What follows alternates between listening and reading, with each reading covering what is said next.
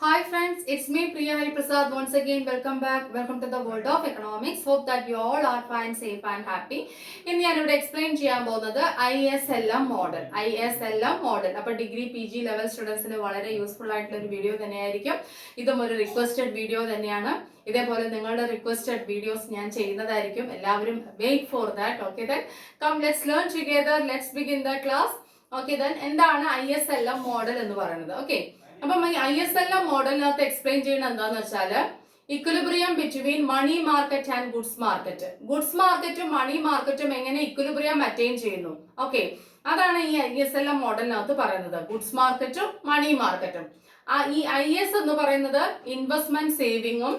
Okay, ആദ്യം investment saving അത് ഇക്വിലിബ്രിയത്തിലെത്തുക. അതേപോലെ തന്നെ LM എന്ന് പറയുന്നത് ലിക്വിഡിറ്റി പ്രിഫറൻസും മണി സപ്ലൈയും ഇത് ഇക്വിലിബ്രിയത്തിലെത്തുക. എന്നിട്ട് അഗൈൻ ഈ ISLM മോഡൽ ഇക്വിലിബ്രിയത്തിലെത്തുക. ഓക്കെ, അപ്പം എങ്ങനെയാണ് ഈ IS ആൻഡ് LM ഇക്വിലിബ്രിയത്തിൽ എത്തുന്നത് എന്ന് വെച്ചാൽ മണി മാർക്കറ്റും റിയൽ മാർക്കറ്റും അല്ലെങ്കിൽ ഗുഡ്സിന്റെ മാർക്കറ്റ്, മണി മാർക്കറ്റും ഗുഡ്സിന്റെ മാർക്കറ്റും എങ്ങനെ ഇക്വിലിബ്രിയം അറ്റൈൻ ചെയ്യുന്നു. ഓക്കെ, ഇത് കാണിക്കുന്ന മോഡലാണ് എന്ന് പറയുന്നത് ISLM മോഡൽ എന്ന് പറയുന്നത്. ഒരു ബേസ് നിങ്ങൾക്ക് കിട്ടി അല്ലെ? മണി മാർക്കറ്റും ഗുഡ്സ് മാർക്കറ്റിന്റെ ഇക്വിലിബ്രിയം. IS എന്ന് പറയുന്നത് ഇൻവെസ്റ്റ്മെന്റും സേവിങ്ങും. LM എന്ന് പറയുന്നത് ലിക്വിഡിറ്റി പ്രിഫറൻസും അതേപോലെ തന്നെ മണി സപ്ലൈയും. മനസ്സിലായോ? അപ്പം അതിന്റെ ഇക്വിലിബ്രിയം എങ്ങനെയാണ് ഇവര് രണ്ടും, അതായത് IS-ഉം L-ഉം രണ്ടും ഇക്വിലിബ്രിയം അറ്റൈൻ ചെയ്യുന്നത് എങ്ങനെയാണ് അതാണ് പറയുന്നത്. അതാണ് ISLM മോഡൽ. അത്രയേ ഉള്ളൂ കാര്യം. അപ്പൊ അത് മനസ്സിൽ വെക്കുക. എന്നിട്ട് അതിനുശേഷം നമുക്ക് എന്താ കാര്യങ്ങൾ എഴുതേണ്ടത് നോക്കാം. ഇനി ഇത് ആരാ ഡെവലപ്പ് ചെയ്തത്? ശരിക്കും പറഞ്ഞാൽ ഇത് ഹിഗ്സ് ആൻഡ് ഹാൻസൺ മോഡലാണ്. JR ഹിഗ്സ്, ജോൺ ഹിഗ്സ്, അതേപോലെ തന്നെ ഹാൻസൺ എന്ന് പറയുന്ന രണ്ട് എക്കണോമിസ്റ്റുകൾ അവർ ഡെവലപ്പ് ചെയ്ത് കൊണ്ടുവന്നാണ്. Based on the book published by JM Keynes, the theory of employment, interest and money, published in the year 1936. അതായത് 1936 JM കെയ്ൻസ് ഒരു ബുക്ക് പബ്ലിഷ് ചെയ്തിട്ടുണ്ടായിരുന്നു. നമ്മൾ ഓൾറെഡി അതൊക്കെ പഠിച്ചിട്ടുണ്ട് അല്ലെ? ഏതാണ്? Theory of employment, interest and money. അപ്പം ആ ബുക്ക് അതിനകത്ത് മെയിൻ ആയിട്ട് എന്തിന്റെ കാര്യമാണ് പറഞ്ഞിരിക്കുന്നത്? മാക്രോ എക്കണോമിക്സ് അല്ലെ? അപ്പം ആ ബുക്കിനെ ബേസ് ചെയ്തുകൊണ്ട് ഹിഗ്സും ഹാൻസണും കൂടി എന്ത് ചെയ്താണ് ഡെവലപ്പ് ചെയ്ത ഒരു മോഡലാണ്, ഡെവലപ്പ് ചെയ്ത് കൊണ്ടുവന്ന ഒരു മോഡലാണ് എന്ന് പറയുന്നത് ISLM മോഡൽ എന്ന് പറയുന്നത്. മനസ്സിലായോ? ഹിഗ്സും ഹാൻസണും. അപ്പൊ ഈ ISLM മോഡലിൽ നമുക്ക് ഹിഗ്സ് ആൻഡ് ഹാൻസൺ മോഡൽ എന്ന് പറയാം. ഹിഗ്സ് ആൻഡ് ഹാൻസൺ മോഡൽ എന്ന് പറയാം. അപ്പം ഈ JM കെയ്ൻസിന്റെ ആ ബുക്ക് 1936 ആ ബുക്ക് അതുമായി ബേസ് ചെയ്തിട്ട് ഡെവലപ്പ് ചെയ്തിട്ടുള്ള, അതിനെ ബേസ് ചെയ്തുകൊണ്ട് ഡെവലപ്പ് ചെയ്തിട്ടുള്ള ഒരു മോഡലാണ്. അതല്ലെങ്കിൽ നമുക്ക് ഇങ്ങനെ പറയാം, കെനീഷ്യൻ എക്കണോമിക്സിനെ റെപ്രസെന്റ് ചെയ്യുന്ന ഒരു മോഡലാണ് ISLM മോഡൽ. എന്ന് വെച്ചാൽ ഇത് മാക്രോ എക്കണോമിക്സുമായി റിലേറ്റ് ചെയ്തില്ല. അപ്പൊ കെയ്ൻസിന്റെ എക്കണോമിക്സുമായി അല്ലെങ്കിൽ കെയ്ൻസിന്റെ എക്കണോമിക്സിനെ റെപ്രസെന്റ് ചെയ്തുകൊണ്ട് വന്നിട്ടുള്ള ഒരു മോഡലാണ്. അങ്ങനെ കെയ്ൻസിന്റെ എക്കണോമിക്സിനെ റെപ്രസെന്റ് ചെയ്തുകൊണ്ട് ഹിഗ്സും ഹാൻസണും ഡെവലപ്പ് ചെയ്ത ഒരു മോഡലാണ് എന്ന് പറയുന്നത് ISLM മോഡൽ. ഓക്കെ, അപ്പൊ മണി മാർക്കറ്റും ഗുഡ്സിന്റെ മാർക്കറ്റും തമ്മിലുള്ള ഇക്വിലിബ്രിയം ആണത്. അപ്പം അത് ഒരു ബേസ് കിട്ടി. ഇനി നമുക്ക് എക്സാമിന് നിങ്ങൾക്ക് എന്തൊക്കെയാണ് എഴുതേണ്ടത് ഓരോ പോയിന്റ് വൈസിൽ ഞാൻ പറഞ്ഞുതരാം. ഓക്കെ, ദെൻ നോക്കിക്കോളൂ. ഹിഗ്സ് ആൻഡ് ഹാൻസൺ മോഡലാണ് 1936 to represent Keynesian macro economics. കെയ്ൻസിന്റെ മാക്രോ എക്കണോമിക്സിനെ റെപ്രസെന്റ് ചെയ്യാൻ വേണ്ടിയിട്ട് ഹിഗ്സും ഹാൻസണും കൂടി ഡെവലപ്പ് ചെയ്ത് കൊണ്ടുവന്ന മോഡലാണ് ISLM മോഡൽ. ഇനി it describes how aggregate markets for real goods and financial markets interacts to balance the rate of interest and total output in the macro economy. അതായത് ഈ നമ്മുടെ മാക്രോ എക്കോണമിയിൽ എന്ന് വെച്ചാൽ നമ്മുടെ മാക്രോ എക്കോണമി എന്ന് എടുത്തു പറയുന്നത് എന്താന്ന് വെച്ചാൽ കെയ്ൻസിന്റെ എക്കണോമിക്സുമായി ബേസ് ചെയ്തതാണ്. അതുകൊണ്ട് ഓക്കെ, അപ്പം എന്താ പറയുന്നത്, എങ്ങനെയാണ് ഈ ഫിനാൻഷ്യൽ മാർക്കറ്റ്സും റിയൽ ഗുഡ്സ് മാർക്കറ്റും ഇന്ററാക്ട് ചെയ്യുന്നത്. ഓക്കെ, ഏതൊക്കെ മാർക്കറ്റ്സ്? ഗുഡ്സ്, റിയൽ ഗുഡ്സിന്റെ മാർക്കറ്റും ഫിനാൻഷ്യൽ മാർക്കറ്റും എന്ന് വെച്ചാൽ ഗുഡ്സ് മാർക്കറ്റും മണി മാർക്കറ്റും എങ്ങനെ ഇന്ററാക്ട് ചെയ്യുന്നു. എന്തിനു വേണ്ടിയിട്ട്? To balance. എന്തിനെയൊക്കെ ബാലൻസ് ചെയ്യാൻ വേണ്ടി? The rate of interest and total output. Rate of ഇൻട്രസ്റ്റിനെയും ടോട്ടൽ ഔട്ട്പുട്ടിനെയും ബാലൻസ് ചെയ്യാൻ വേണ്ടി എങ്ങനെയാണ് മണി മാർക്കറ്റും ഗുഡ്സ് മാർക്കറ്റും ഇന്ററാക്ട് ചെയ്യുന്നത് എന്ന കാര്യമാണ് എന്തിനകത്ത് പറയുന്നത്? ISLM മോഡലിനകത്ത് പറയുന്നത്. മനസ്സിലാവുണ്ടോ എന്താ പറഞ്ഞത്? അതായത് നോക്കിക്കോളൂ, റേറ്റ് ഓഫ് ഇൻട്രസ്റ്റും ടോട്ടൽ ഔട്ട്പുട്ടും ഇതിനെ ബാലൻസ് ചെയ്യാൻ വേണ്ടി മാക്രോ എക്കോണമിയിലുള്ള റേറ്റ് ഓഫ് ഇൻട്രസ്റ്റും ടോട്ടൽ ഔട്ട്പുട്ടും.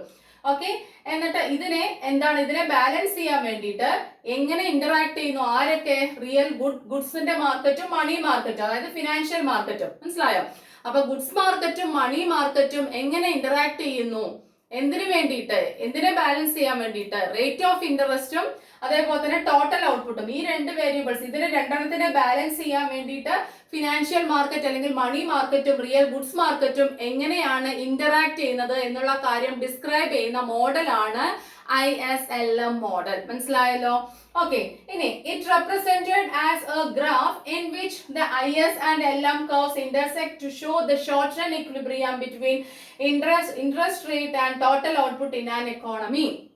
ഈ ഷോർട്ട് റൺ ഇക്വിലിബ്രിയം എക്കോണമിയില് മാക്രോ എക്കോണമിയിലുള്ള ഷോർട്ട് റൺ ഇക്വിലിബ്രിയം ആരൊക്കെ തമ്മില്? ഇൻട്രസ്റ്റ് റേറ്റും ടോട്ടൽ ഔട്ട്പുട്ടും തമ്മിലുള്ള ഷോർട്ട് റൺ ഇക്വിലിബ്രിയം എങ്ങനെ നമുക്ക് കാണിച്ചു തരുന്നത്? ഈ IS ആൻഡ് LM ആ രണ്ട് കർവ്സും ഇന്റർസെക്ട് ചെയ്യും. അപ്പോഴാണ് നമുക്ക് എന്ത് മനസ്സിലാവുന്നത്, അല്ലെങ്കിൽ അപ്പോഴാണ് ഇക്വിലിബ്രിയത്തിൽ എത്തുന്നത് എക്കോണമിയിൽ. ആരൊക്കെ തമ്മില്? റേറ്റ് ഓഫ് ഇൻട്രസ്റ്റും അല്ലെങ്കിൽ ഇൻട്രസ്റ്റ് റേറ്റും ടോട്ടൽ ഔട്ട്പുട്ടും. ഈ ടോട്ടൽ ഔട്ട്പുട്ട് എന്ന് പറഞ്ഞാൽ ഇൻകം തന്നെയാണ് കേട്ടോ.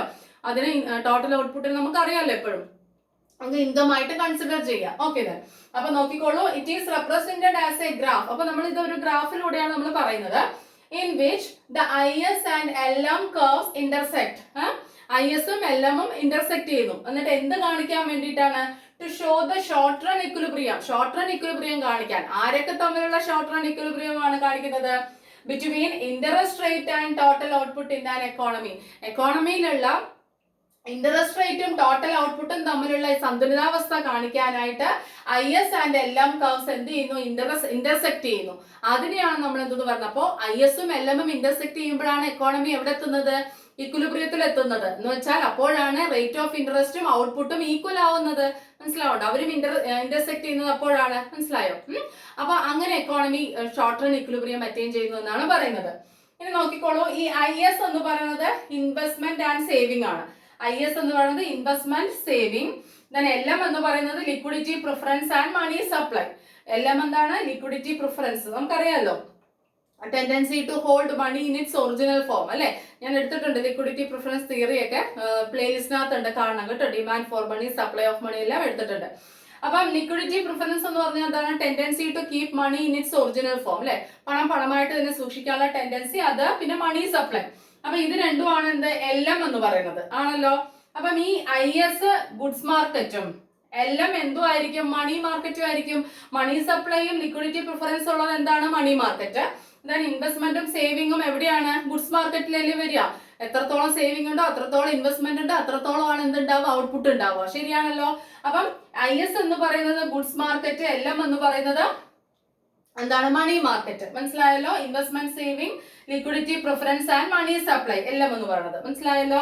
ഓക്കെ, അപ്പൊ ഇവര് രണ്ടുപേരും ഈക്വൽ ആകുമ്പോഴാണ് എക്കോണമിയിൽ ഷോർട്ട് റൺ ഇക്വിലിബ്രിയം അറ്റൈൻ ചെയ്യുന്നത്. അപ്പോഴാണ് ഇൻട്രസ്റ്റ് റേറ്റും ആരൊക്കെ ബാലൻസ് ആവുന്നത്? ഇൻട്രസ്റ്റ് റേറ്റും ഔട്ട്പുട്ടും ബാലൻസ് ആവുന്നത് എന്നാണ് പറയുന്നത്. അതാണ് ഈ മോഡലിനകത്ത് പറയുന്നത്. ഓക്കെ, അപ്പൊ ഇക്വിലിബ്രിയം എന്ന് പറഞ്ഞാൽ ഗുഡ്സ് മാർക്കറ്റും മണി മാർക്കറ്റും തമ്മിൽ ആണ് ഇക്വിലിബ്രിയം. രണ്ടും ഈ ഗുഡ്സ് മാർക്കറ്റും മണി മാർക്കറ്റും ആണ് ഈക്വൽ ആവുന്നത്, equilibrium condition. Okay, then it is basically shows the relationship between real output and interest rate.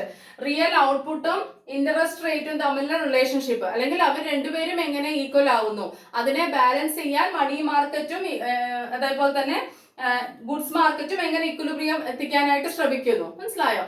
ഇതാണ് ISLM മോഡലിൽ പറഞ്ഞത്. ഓക്കെ, അപ്പൊ ഹിഗ്സ് ആൻഡ് ഹാൻസൺ മോഡലാണ് കെനീഷ്യൻ എക്കണോമിക്സിനെ റെപ്രസെന്റ് ചെയ്യാൻ, അല്ലെങ്കിൽ അദ്ദേഹത്തിന്റെ ബുക്ക് അല്ലെ, അദ്ദേഹത്തിന്റെ ബുക്കിനെ ബേസ് ചെയ്തുകൊണ്ട് വന്നിട്ടുള്ള ഒരു മോഡലാണിത്. ഇതിനകത്ത് പറയുന്നത് എന്താണെന്ന് വെച്ചാൽ how aggregate markets for real goods and financial markets interacts to balance the rate of interest and total output in the micro economy. എക്കോണമിയിൽ എന്താണ് ഈ ടോട്ടൽ ഔട്ട്പുട്ടിനെയും ഇൻട്രസ്റ്റ് റേറ്റിനെയും ബാലൻസ് ചെയ്യാൻ വേണ്ടി മണി മാർക്കറ്റും അതെ ഫിനാൻഷ്യൽ മാർക്കറ്റും അതേപോലെ ഗുഡ്സിന്റെ മാർക്കറ്റും എങ്ങനെ ഇന്ററാക്ട് ചെയ്യുന്നു അതാണ് ഇവിടെ എക്സ്പ്ലെയിൻ ചെയ്തത്. അപ്പം ആ ഒരു ഇക്വിലിബ്രിയം കാണിക്കാൻ IS ആൻഡ് LM എന്ന് പറയുന്ന രണ്ട് കർവ്സ് ആണ് കാണിക്കുന്നത്. അത് ഇന്റർസെക്ട് ചെയ്യും അല്ലെ. അങ്ങനെ ആ ഇന്റർസെക്ട് ചെയ്യുമ്പോഴാണ് നമുക്ക് മനസ്സിലാവുന്നത്, അല്ലെങ്കിൽ നമുക്ക് കാണിച്ചു തരികയാണ്.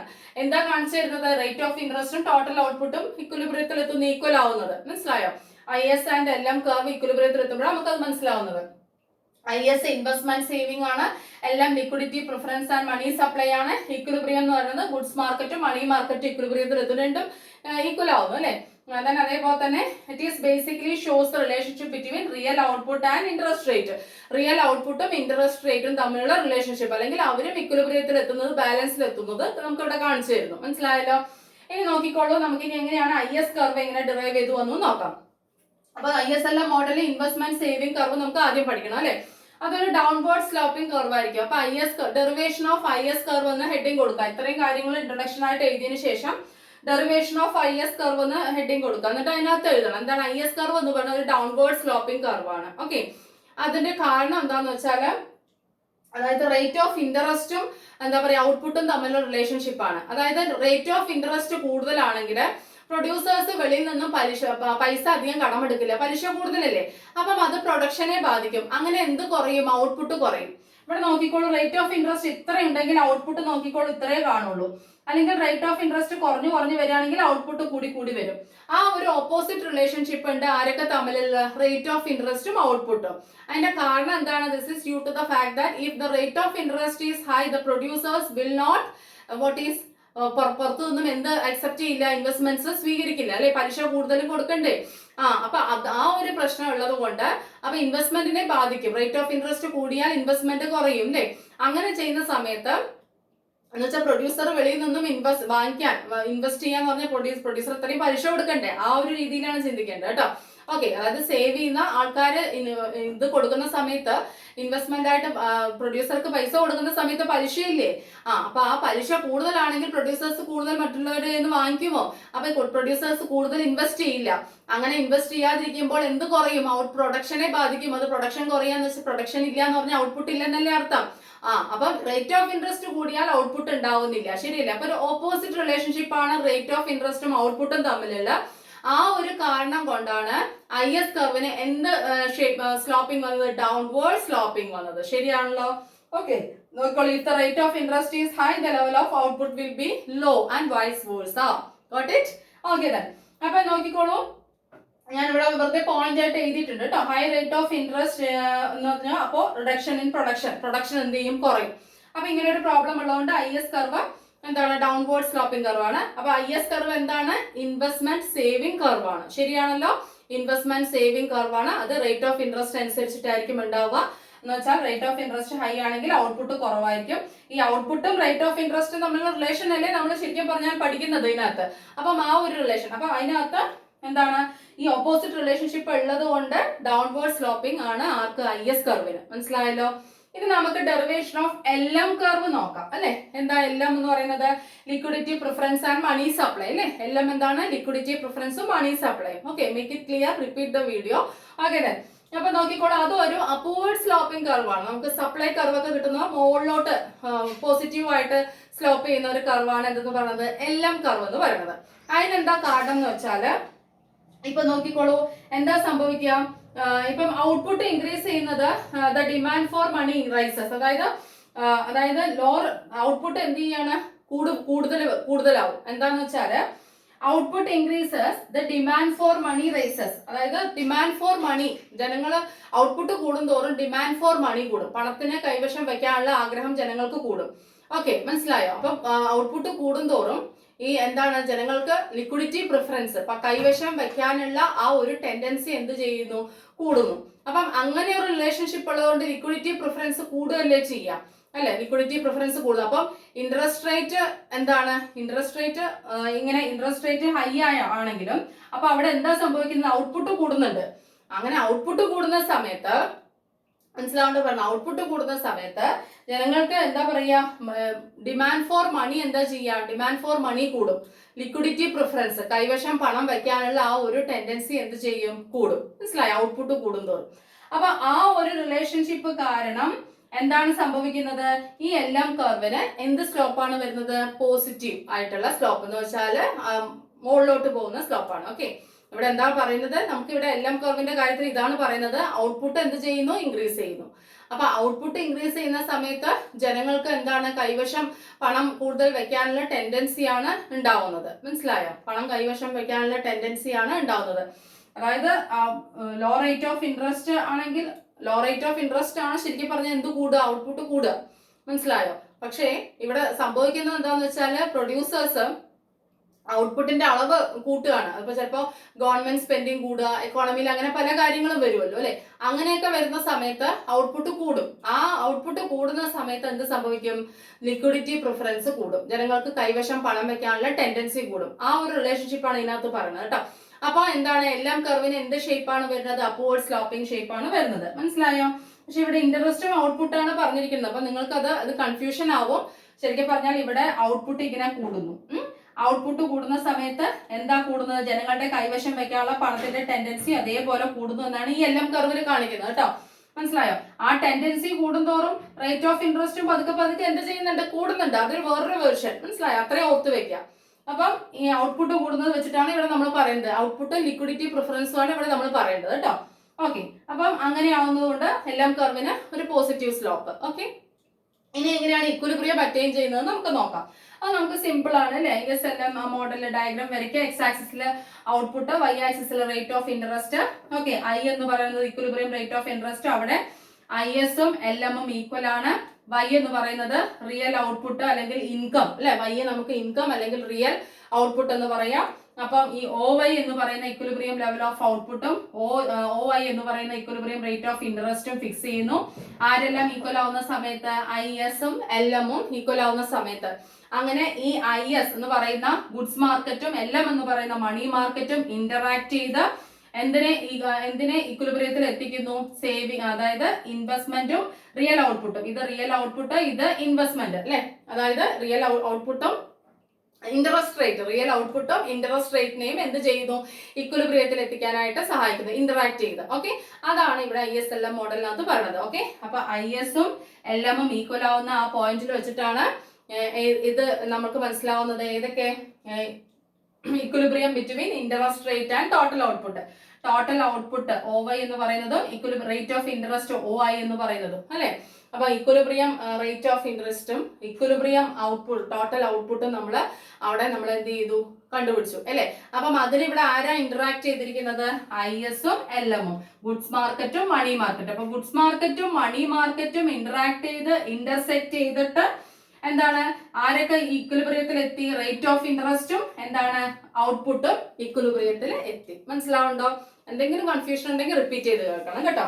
ഓക്കെ, അപ്പൊ നമ്മൾ ഇത്രയും കാര്യങ്ങൾ പഠിച്ചു. ഇതാണ് ISLM മോഡൽ എന്ന് പറയുന്നത്. ഇനി ഇതിനകത്ത് IS കർവിൽ LM കർവിൽ ഷിഫ്റ്റ് വരാനുള്ള സാധ്യതയുണ്ട്. IS കർവിൽ അപ്വേർഡ് മുകളിലോട്ട് ഷിഫ്റ്റ് വരാനുള്ള സാധ്യത എപ്പോഴാന്ന് വെച്ചാൽ ഗവൺമെന്റ് സ്പെൻഡിങ് കൂടുമ്പോഴാണ്. എപ്പോഴാണ്? ഗവൺമെന്റ് സ്പെൻഡിങ് കൂടുമ്പോൾ. മനസ്സിലായോ? ഗവൺമെന്റിന്റെ സ്പെൻഡിങ് കൂടുന്ന സമയത്ത് ഇപ്പൊ പ്രൊഡ്യൂസർക്കോ അല്ലെങ്കിൽ ആർക്കെങ്കിലും ഇൻകം കൂടും, കൂടുതൽ പ്രൊഡക്ഷൻ നടക്കും. മനസ്സിലാവുണ്ടോ?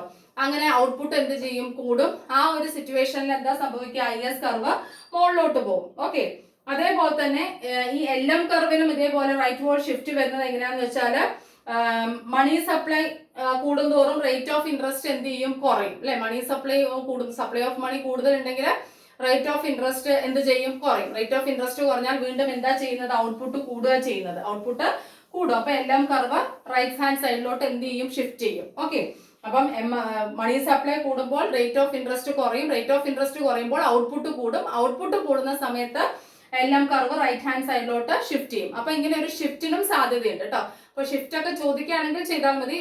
മാർക്ക് അല്ലെങ്കിൽ ഗ്രേഡ് അനുസരിച്ചിട്ട്, ടൈപ്പ് ഓഫ് ക്വസ്റ്റ്യൻ അനുസരിച്ചിട്ട് ആൻസർ ചെയ്യാം. ഓക്കെ, അപ്പം IS കർവില് ഷിഫ്റ്റ് വരുന്നത് അപ്വേർഡ്, മുകളിൽ റൈറ്റ് ഹാൻഡ് സൈഡിലോട്ട് ഷിഫ്റ്റ് വരുന്നത് ഗവൺമെന്റ് സ്പെൻഡിങ് ഒക്കെ കൂടുന്ന സമയത്ത് അല്ലെ. അപ്പൊ മണി അക്സെപ്റ്റ്, എന്താ പറയാ, മണിയുടെ അക്സെപ്റ്റൻസ് ഒക്കെ കൂടുതലായിരിക്കും അല്ലെ. എളുപ്പം നമുക്ക് മണിയുടെ ഇതൊക്കെ അവൈലബിലിറ്റി കൂടുതലായിരിക്കും. അപ്പൊ അതുകൊണ്ട് തന്നെ ഔട്ട്പുട്ട് കൂട്ടാൻ കഴിയും. അങ്ങനെ മുകളിലോട്ട് പോകുന്നു എന്ത്? IS curve. അതേപോലെ LM കർവ് മുകളിലോട്ട് പോകാനുള്ള കാരണം മണി സപ്ലൈ കൂടുന്നു. അങ്ങനെ മണി സപ്ലൈ കൂടുകയാണെങ്കിൽ റേറ്റ് ഓഫ് ഇൻട്രസ്റ്റ് കുറവാണ്. എന്ന് വെച്ചാൽ എല്ലാവർക്കും പണത്തിന്റെ ലഭ്യത ഉണ്ടല്ലോ. അപ്പൊ പലിശ കുറവായിരിക്കും. പലിശ കുറവാകുമ്പോൾ കൂടുതൽ ലാഭകരമായിട്ട് പ്രൊഡ്യൂസേഴ്സിന് ഇൻവെസ്റ്റ്മെന്റ് നടത്തിയിട്ട് പ്രൊഡക്ഷൻ നടത്താം. അപ്പൊ എന്ത് ചെയ്യും? എല്ലാം കർവ് മുകളിലോട്ട് ഷിഫ്റ്റ് ചെയ്യുമെന്നാണ് പറയുന്നത്. മനസ്സിലായല്ലോ? ഓക്കെ, അപ്പം ഈ എല്ലാം കർവില് നമ്മൾ പറയേണ്ടത് എന്താന്ന് വെച്ചാൽ ഔട്ട്പുട്ട് കൂടുമ്പോൾ എന്നാണ് പറയുന്നത് കേട്ടോ. ഔട്ട്പുട്ട് കൂടുന്നു. അപ്പൊ എന്താ സംഭവിക്കുന്നത്? ഔട്ട്പുട്ട് കൂടുമ്പോൾ ആണ് ഈ എല്ലാം കർവ് ശരിക്കും പറഞ്ഞാൽ ആ പോസിറ്റീവ് ആയിട്ടുള്ള ആ സ്ലോപ്പിംഗ് വരുന്നത്. ഔട്ട്പുട്ട് കൂടുന്നതിനനുസരിച്ചിട്ടാണ്. ഇൻവെസ്റ്റ്മെന്റ് ഒക്കെ കൂടുന്നു. അങ്ങനെ മനസ്സിലായോ? ആ ഒരു രീതിയിലാണ് ചിന്തിക്കേണ്ടത്. അപ്പൊ കൺഫ്യൂഷൻ വരാതെ അത് നിങ്ങൾ നോക്കണം. എന്തെങ്കിലും ഡൗട്ട് ഉണ്ടെങ്കിൽ സജഷൻ ബോക്സിൽ അറിയിക്കാം. ഓക്കെ, അപ്പം ഇത്രയുമാണ് നമ്മൾ ISLM മോഡലിൽ പറയുന്നത്. മെയിൻ ആയിട്ട് പറയുന്ന കാര്യം മണി മാർക്കറ്റും ഗുഡ്സ് മാർക്കറ്റും ഇന്ററാക്ട് ചെയ്ത് റേറ്റ് ഓഫ് ഇൻട്രസ്റ്റിനെയും ഔട്ട്പുട്ടിനെയും ഇക്വിലിബ്രിയത്തിൽ എത്തിക്കുന്നു. അവർ രണ്ടുപേരും ഈക്വൽ ആവുന്നു. മനസ്സിലാവുണ്ടല്ലോ. അപ്പൊ ഒരു വശത്ത് മണി മാർക്കറ്റും ഗുഡ്സ് മാർക്കറ്റും തമ്മിലുള്ള ഇക്വിലിബ്രിയം അവർ ഇന്റർസെക്ട് ചെയ്യുന്നു. മറുവശത്ത് ആരൊക്കെയാണ്? റേറ്റ് ഓഫ് ഇൻട്രസ്റ്റും റിയൽ ഔട്ട്പുട്ടും. ആ റിയൽ ഔട്ട്പുട്ട് എന്ന് പറയുന്നത് ഇൻകം തന്നെയാണ്. അതിനെ ഇൻകം ആയിട്ട് കൺസിഡർ ചെയ്യാം. മനസ്സിലാവുണ്ടല്ലോ. അങ്ങനെ ഇക്വിലിബ്രിയം അറ്റൈൻ ചെയ്യുന്ന ആ ഒരു മോഡൽ, അതാണ് ISLM മോഡൽ എന്ന് പറയുന്നത്. അപ്പൊ ഞാൻ മാക്സിമം സിംപ്ലിഫൈ ചെയ്ത് പറഞ്ഞിട്ടുണ്ട്. എന്തെങ്കിലും ഡൗട്ട്സോ സജഷൻസോ ഉണ്ടെങ്കിൽ ലെറ്റ് മീ നോ. വീണ്ടും ഇതേപോലെ എന്തെങ്കിലും ആവശ്യമുണ്ടെങ്കിൽ, വീഡിയോസ് ആവശ്യമുണ്ടെങ്കിൽ കമന്റ് ബോക്സിൽ എഴുതി അറിയിക്കാം. പക്ഷെ കുറച്ച് പ്ലീസ് വെയിറ്റ് ഫോർ ദാറ്റ്. ഓരോരുത്തരുടെയും വീഡിയോ ഞാൻ ചെയ്തുകൊണ്ടേ ഇരിക്കുകയാണ്. ഓക്കെ, വീണ്ടും അടുത്ത വീഡിയോയിലൂടെ കാണാം. Thank you, thanks a lot, take care, by.